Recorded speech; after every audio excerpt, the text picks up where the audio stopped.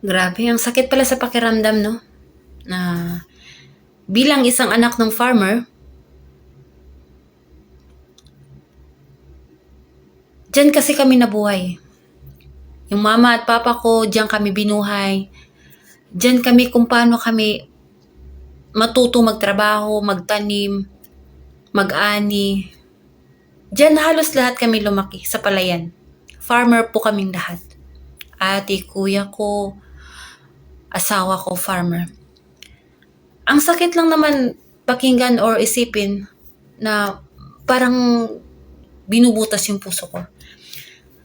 Na manggaling sa ibang tao yung words na pagkain lang daw ng hayop yung 20 pesos na isinusulong na bigas ni Marcos. Kung bakit sa Visayas lang daw at hindi dun sa Mindanao. Nagugutom din naman yung mga tao sa Mindanao.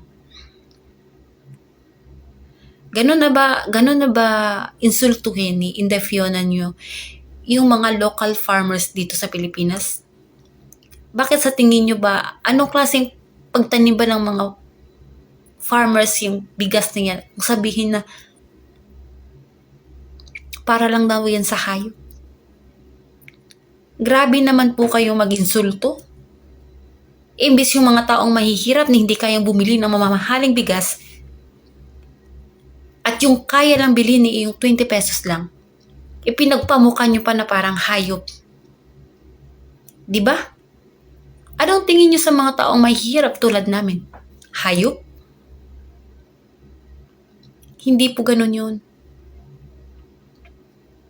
Kami pong mga farmers or mahihirap, dugo at pawis din po yung ibinibigay namin para makaasaka kami, makaani kami ng bigas at para maibenta namin sa mga supplier.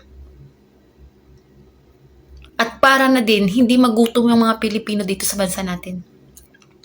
Pero yung sabihan na para lang daw sa hayop yung 20 pesos na isinusulong ni Marcos, ano yun?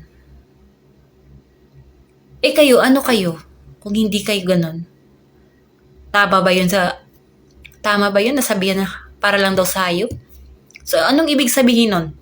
Yung mga mahihirap na tao lang na yung kayang bumili ng 20 pesos yun yung mga hayop? Wala na ba kaming karapatan? Di ho. Hindi po yun tama.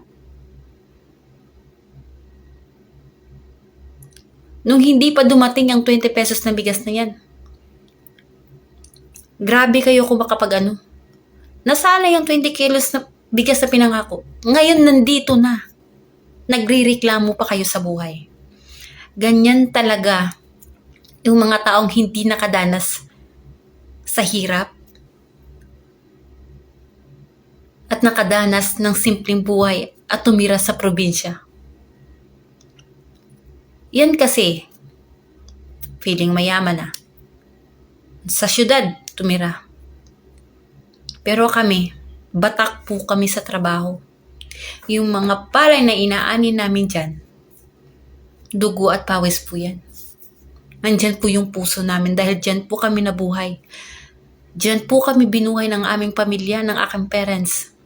Hindi po kami magkakaganito yung katawan namin kung hindi po sa mga bigas na yan.